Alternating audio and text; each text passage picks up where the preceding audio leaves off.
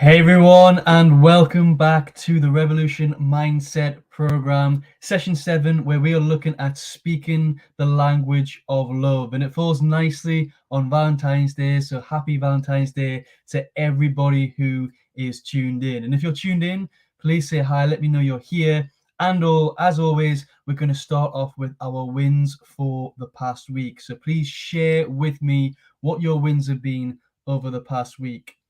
Adele, I can see you're tuned in. Thank you so much for being here. It's wonderful to see you. Really appreciate it. What has been your win this week so we can celebrate together, keep that momentum flowing, and then we can dive deep into a conversation about love.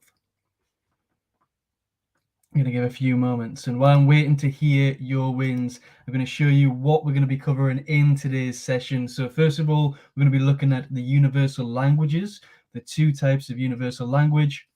Then we'll be looking at the faces of love and fear, how they show up in our day-to-day lives. And then we're going to talk about how it all starts with ourselves, with us. So if you're tuned in, let me know your win for the past week. Adele here is saying that her win is she got her son to laugh at her silly joke. Not an easy task. That's absolutely wonderful. Well done on making your son laugh with your silly joke, especially when it's not easy. What else has people achieved this week?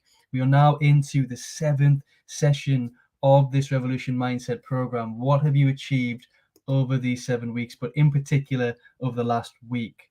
Let me know in the comments box below.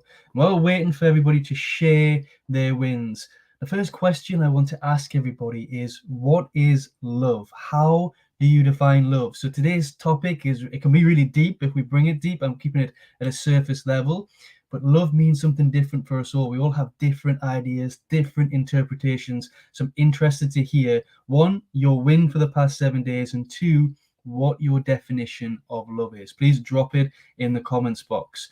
And whilst you're doing that, I'm also going to share the key lesson that we took from last session, which was communication is not about bringing your own pre-cooked meals, but about cooking something up together. And this module, what we're working through here from lessons 5 through to lessons 8, is all about relationships and communication and how we can strengthen our connections with those around us. So last week we looked at setting boundaries, the importance of setting boundaries, and then also how we can communicate, how we can bridge that communication gap in session 6. And then session 7 is all about speaking the language of love. So Facebook user, hi, it's great to see you here. Thank you so much for tuning in. If you are tuning in through Facebook and you want your name to appear, please just accept the StreamYard settings, which is on the post just above this video. Adele is saying I accomplished progress on my goals and intentions. That's absolutely wonderful. Let us know what you've progressed on, what those goals are. But more importantly, before we jump in, I really want to get onto today's topic. What is your definition of love? How do you define love? What is it? There's very many different interpretations out there of what it is. And I've got a quote that really resonates with me that I'm going to share on the next slide. But what is your definition? I really want to hear your thoughts. You know, it's come nicely. It's Valentine's Day. Let's talk about love. Also, we've just released our 40 Rules of Love course in the Coaching Minds Hub. So love is the theme for this month. So how do you define it? I really feel like it's a word that is overused in society these days. We just throw it around without any meaning. We attach it to words like self-love. I love this item. I love this show. I love this thing. But how do we get to the true essence and the true meaning? So Adele's saying love is not about receiving, but giving and sharing, accepting others for who they are unconditionally. So nice that you bring that in, Adele, giving, receiving, and also about unconditional love. So that's wonderful. I'm not going to go deep into unconditional love today and the spiritual meaning of love. I'm going to keep it quite high level, but I'd love to hear people's thoughts and opinions on what love is. So if you're tuned in, share your win, share your definition of love. So I'd like to open up with Sadhguru's opinion or thoughts and how he defines love. And there's a few things we can really pull away from this when he says love is not a transaction, but a burning flame within you.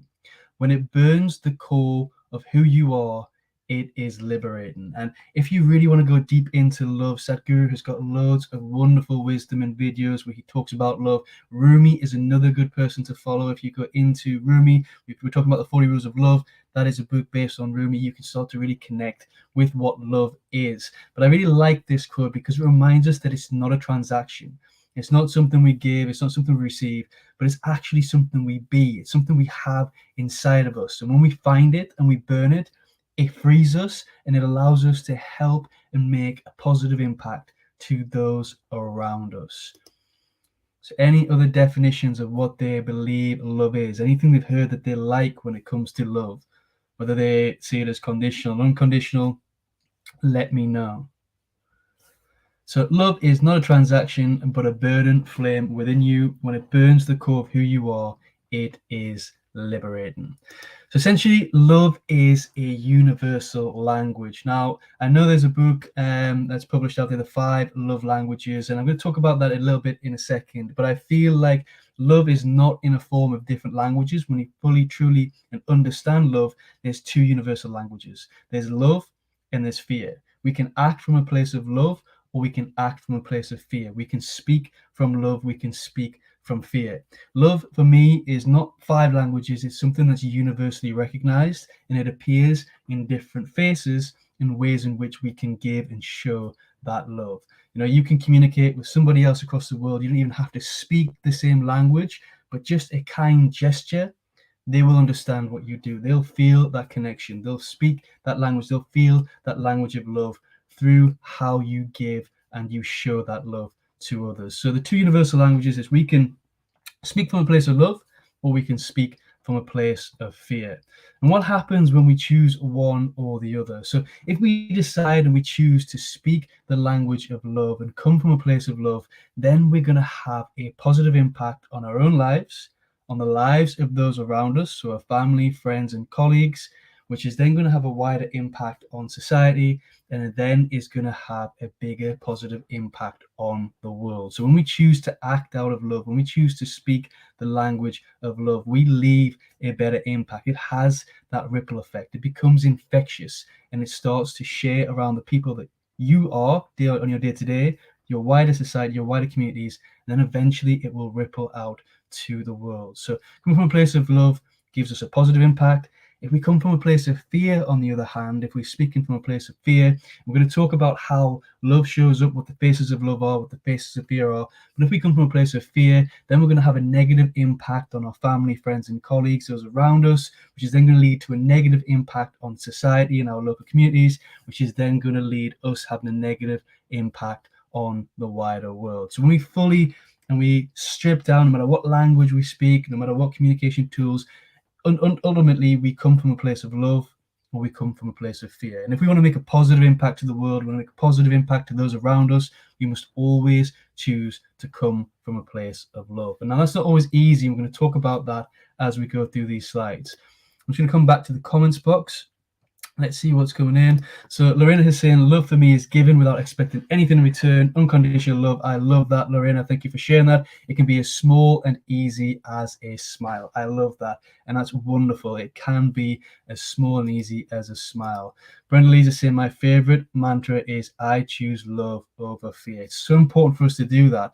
And sometimes we don't even know where fear is cropping up, or how we're acting from a place of fear. Sometimes a lot of us will be acting from a place of love innocently. We won't even know that we're coming from a place of love either. So it's important for us to understand where love's showing up in our lives and where fear is showing up in our lives, because that kind of underlines how we're communicating and how we're speaking to other people through these languages. So going on that mantra, always choose love, Brenda Lee's, over fear, so we have a positive impact on those around us, our society, and our world.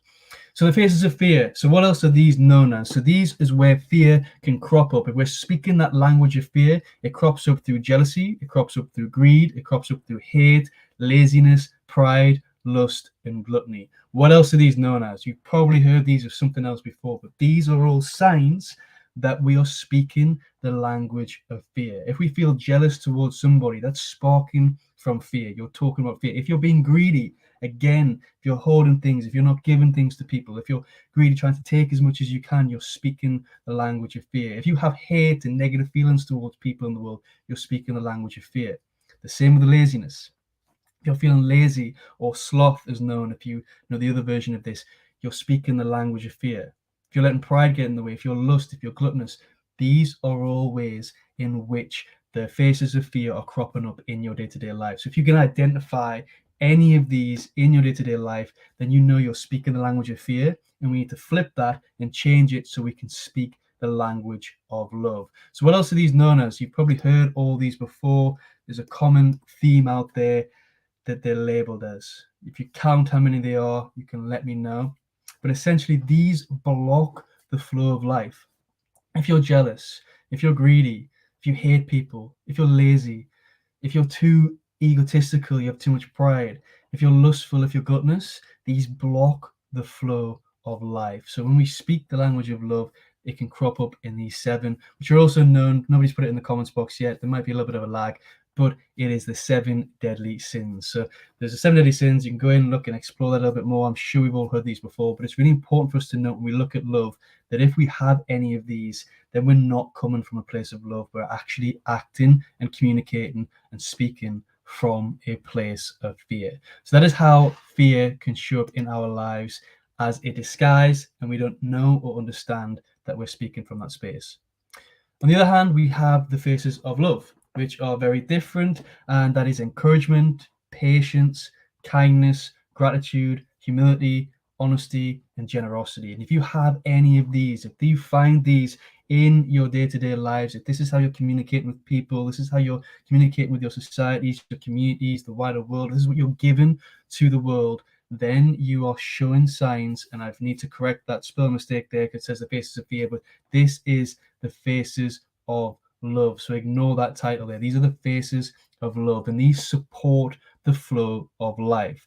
So if we are being humble, if we are being honest in our approach, if we're being patient rather than being angry and frustrated, if we're encouraging other people and supporting other people rather than being jealous, we are speaking from a place of love. If we are kind, if we're expressing gratitude and appreciation, if we're giving to other people, no matter, going back to what Lorraine is saying, no matter how big or how small, it could just be a smile. These are all the languages of love. This is ways in which the love language, or the language of love, is showing up in your life, and it supports the flow of life. So those are the faces of love. So love is a universal language. It leads me on to a quote here. Love is a universal language that can be understood by anyone open enough to listen to it. Now, I mentioned the 5 love languages earlier on, and I love the concept of the 5 love languages, but I don't believe there's 5 different languages. I think there's one language of love, and it shows up those 5 different ways, or ways in which we can express that, we can give that. It's focused on the transaction, and it's the way in which it can show up in life. As I mentioned, love is universal.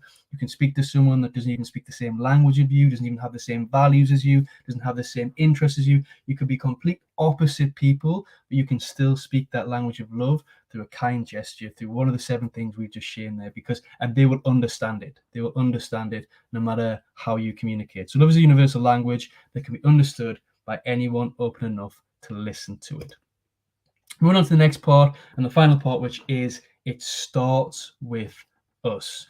So in order for us to be able to give this love, in order for us to make a difference and a positive impact, to speak this language of love, we have to start with ourselves. And we have to ask the 2 questions, 2 important questions, is how do we actually communicate with ourselves? How do we talk to ourselves?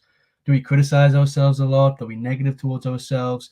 Do we have a lack of confidence, a lack of self-esteem, a lack of self-belief?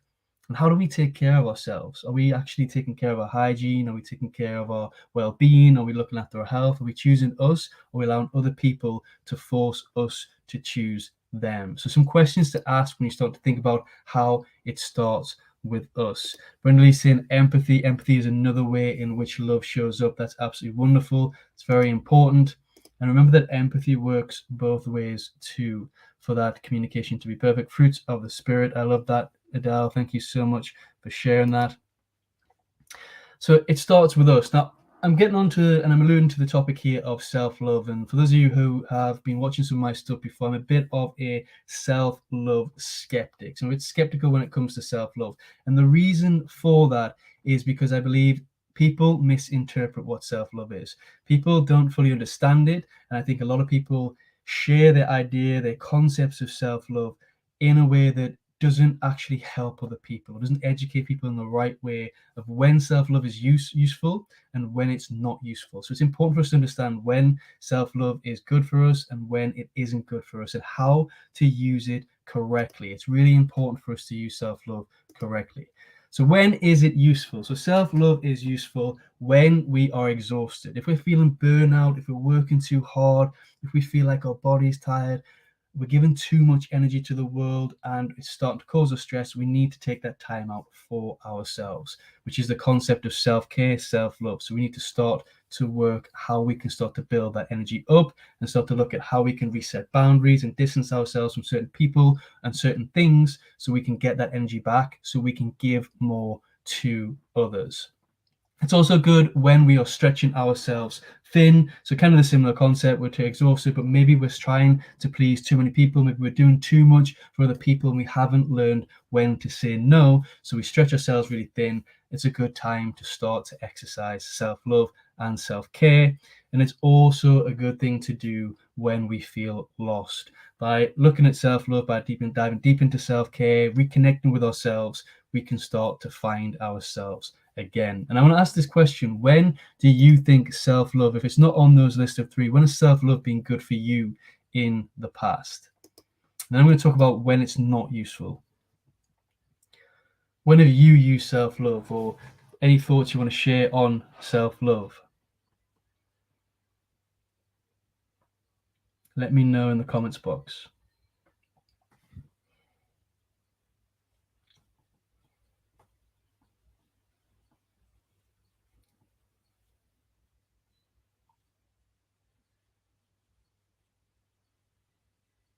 So I'm going to wait for the comments to come through, and I'm going to just move nicely onto the next slide, which is: when is self-love not useful? So self-love is not useful when we are using it as an excuse. So sometimes I've seen this a lot of times with people who are telling themselves that I'm taking time for myself, I'm self-loving. They use it as an excuse not to do something. They use it as an excuse, I can't get involved in this because I need to take some time out for myself, I need to do this. Sometimes we can use it as a way to validate excuses that we have towards taking action or taking commitment towards something. So we should never use the concept of self-love when we're making an excuse, when there's a reason not to. It's not an excuse for laziness. The second thing is when we are using it as a mask. So when we are saying to ourselves, I'm using self-love, I'm this, I'm that, we can really fall into that kind of positive toxicity. And it goes nicely on to point 3 there as well. When we use it to invalidate our emotions, sometimes we can tell ourselves, I'm loving myself, I love myself, I'm this, I'm that. If we don't actually believe it, sometimes it can be counterintuitive. We need to be able to feel our emotions, we need to be express emotions. And if we don't feel right, it's okay not to feel right, but we need to process it.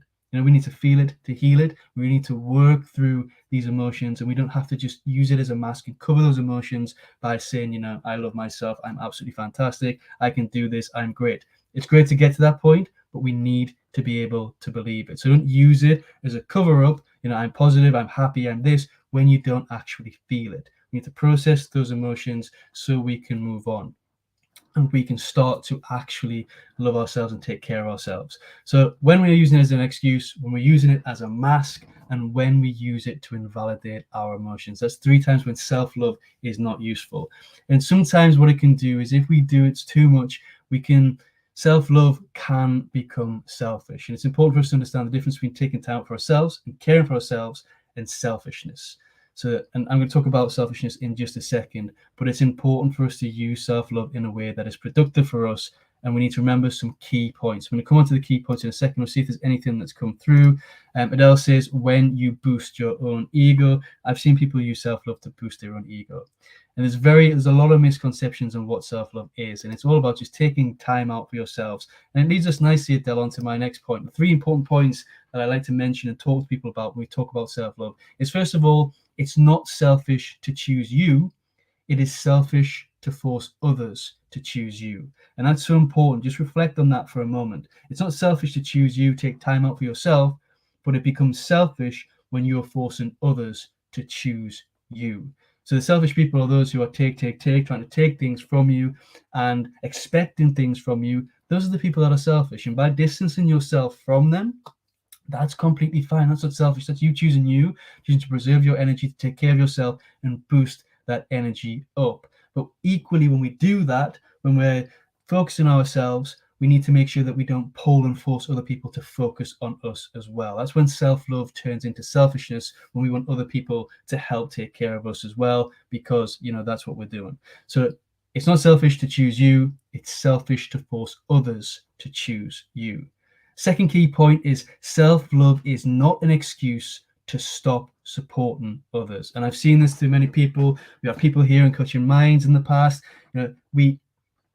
Self-love is not an excuse to stop supporting others. It's an excuse. It's not an excuse at all. It is a place of, actually, I'm not going to support these people because they take. But it's not an excuse for you just to do things and turn it into selfishness. It's self-love. The purpose of self-love, which is the third point there, is to enable you to support others better. So if you are going in, you're taking care of yourself, you're starting to think about self-love, you're starting to think about doing more for you, which is needed. You need to remember that the whole purpose of you doing that in the first place is so you can serve more people and you can serve people in a better way. Everybody uses the oxygen mask on an airplane. You got to put your oxygen mask on to help those around you.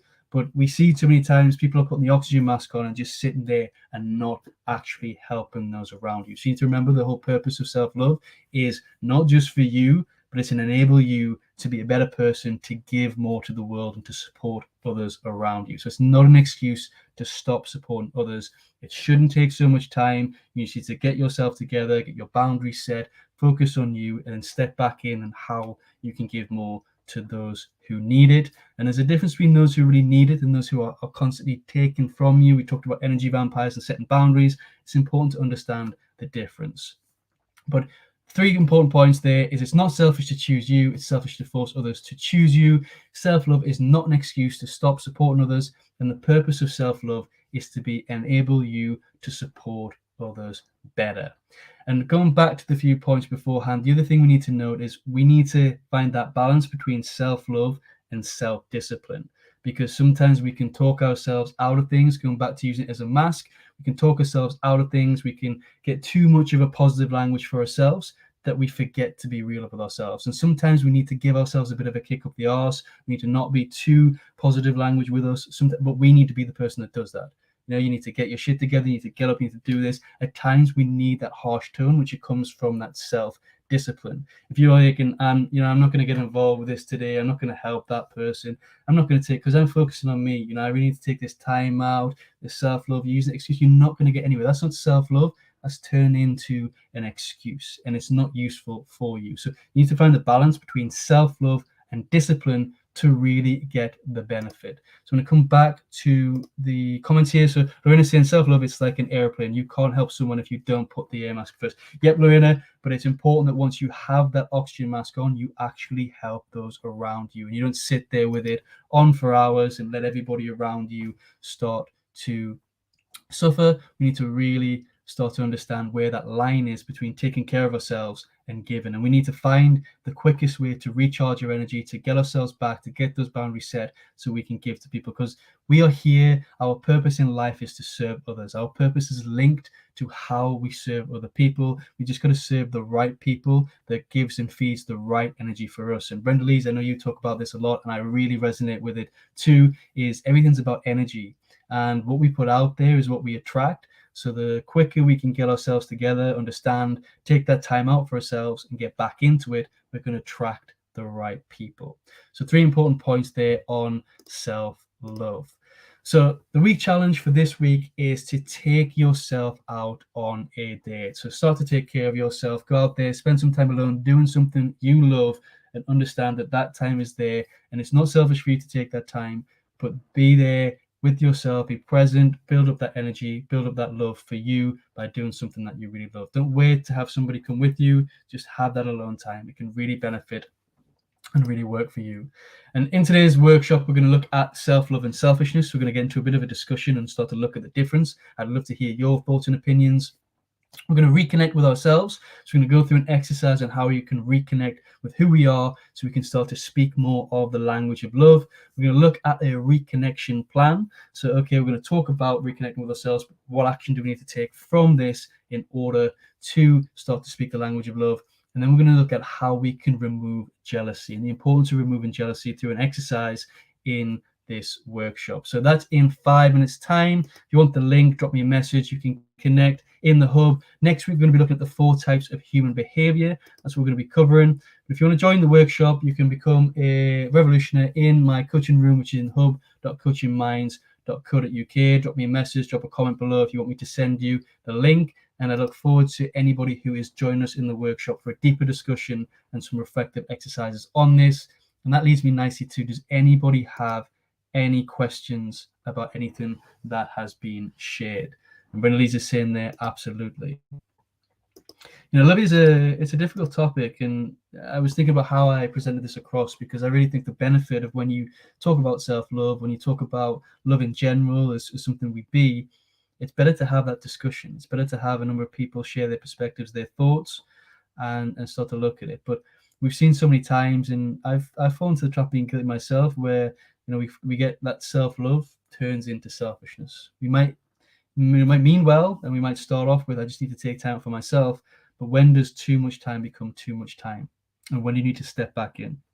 And are you doing the right things, asking the right questions? This is the importance of having a coach and making sure you are asking the right questions, so you're not spending too much time working out who you are and recharging yourself so you can get back and serve people. Lorena's saying, thank you, Paul, for great reflections. And thank you for being here, and thank you for some really great input. It's really important. So the key points today is love is a universal language. The opposite to it is fear. We must always choose to come from a place of love. The more we come from a place of love, the better the impact we have with those around us, the better the impact we have with the wider world. Fear can show up in a number of different faces that we might not recognize, and we must change them to come and speak from a place of love. And then it all starts with us. We need to start to learn how to love ourselves, but we need to do it in a way that's constructive and beneficial, with a wider purpose, that actually we are loving ourselves in order to love those around us and make more of a positive impact, not just because we want to mask it as. So a lot of people can mask selfishness as self-love.